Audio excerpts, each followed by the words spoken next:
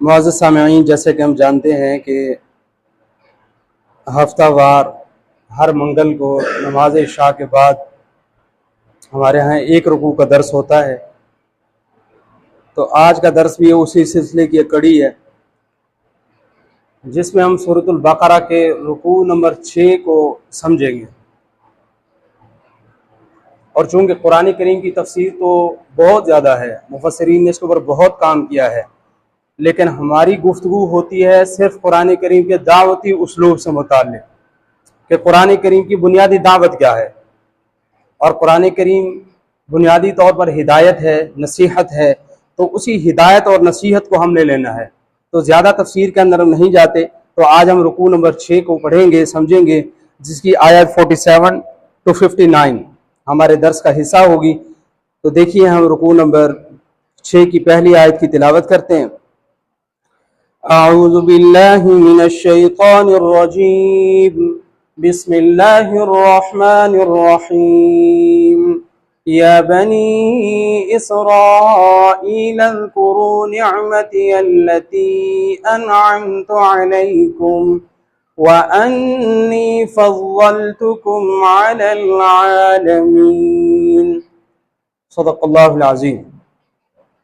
یا بنی اسرائیل، اے بنی اسرائیل، اذکروا نعمتی التي انعمت علیکم، میری وہ نعمت یاد کرو جو میں نے تم کو عطا کی تھی، وانی فضلتکم علی العالمین، اور یہ بات بھی یاد کرو کہ میں نے تم کو سارے جہانوں پر فضیلت دی تھی۔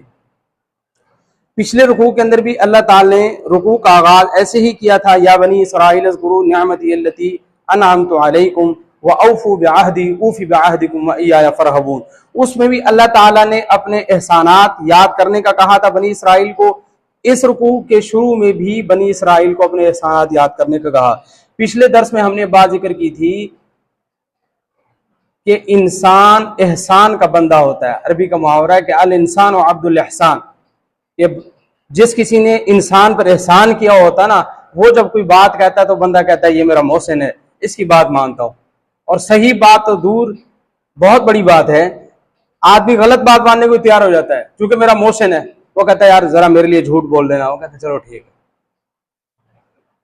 تو اللہ تعالیٰ اپنے احسانات یاد کروا رہے ہیں کہ بندہ جب یہ سمجھے کہ میں اللہ تعالیٰ کے احسانوں کی وجہ سے ہی اور اس کے احسانوں کے سائے تلے ہی زندگی گزار رہا ہوں، تو اس کے لیے بات ماننا آسان ہو جائے۔ تو محسن کی بات ماننا آسان ہوتا ہے، اس لیے کہا کہ میری نعمتوں کو یاد کرو۔ اب وہ نعمتیں کیا ہے؟ پچھلے رکوع کے اندر بھی آئی تھیں، اور آج کے رکوع کے اندر بھی پورے رکوع میں اللہ تعالیٰ نے اپنی نعمتوں کا ہی تذکرہ کیا ہے کہ میں نے بنی اسرائیل پہ کیا کیا نعمتیں کی تھی۔ پھر اس کے اندر یا بنی اسرائیل، اے اسرائیل کی اولاد، اس میں صرف یہودی مراد نہیں ہے، صرف عیسائی مراد نہیں ہے، بلکہ تمام بنی اسرائیل کو اللہ تعالیٰ نے خطاب کیا ہے، اور ساتھ اہل کتاب کو تھوڑی سی شرم اور عار بھی دلائی ہے کہ ذرا تم اپنے آبا کو تو دیکھو، تم اسرائیل کی اولاد ہو، وہ تو خالص اللہ کے بندے تھے، وہ توحید پرست تھے، وہ تو اللہ تعالیٰ کی بات ماننے والے تھے، اور تم کیا ہو؟ تو جیسے ہم نے پچھلے ہفتے بھی ذکر کیا تھا کہ وہ اقبال کے شعر کا مصرع ہے کہ تھے وہ تمہارے آبا ہی تم کیا ہو۔ تو اللہ تعالیٰ ان کو یاد دلا رہے ہیں کہاں اسرائیل، حضرت یعقوب علیہ السلام، اور کہاں پر تم کس کی اولاد ہو، کتنی بڑی شخصیت کی تم اولاد ہو، ذرا اپنے حرکتیں تو دیکھو، ذرا کام تو دیکھو اپنے۔ تو آر دلائی جا رہی ہے ساتھ ان کو، اور پھر کہا کہ میری نعمتوں کو یاد کرو، بہت سی نعمتیں جو آگے چل کے آ بھی جائیں گی، اور پھر ساتھ یہ بات بھی ذکر کی کہ میں نے تمہیں فضیلت دی تمام جہانوں پر، سارے جہان والوں پر فضیلت دی۔ ابھی معیار فضیلت کیا تھا؟